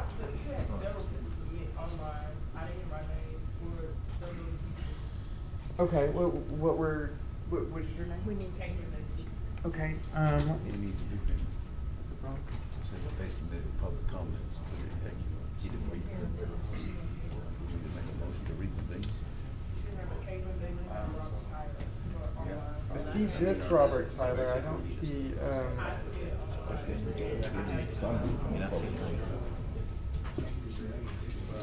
Like Henry said, we need to reconvene. We can't legally go back to meeting. We can't legally go into meeting. Thanks. Well, here's okay. Yeah. Jeff. Yeah.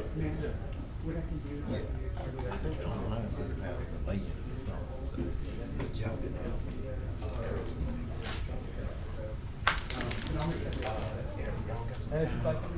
Yeah, I'm gonna Is try Woody to. back tomorrow? He's back tomorrow, so he gets in tomorrow, so sometime tomorrow. So I want y'all, Does that work? I want y'all to hear this.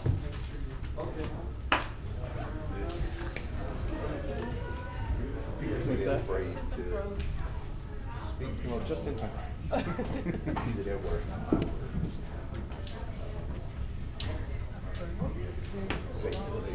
They said this, that, You send that contact information on this board. I will. Yeah. Yeah, sure.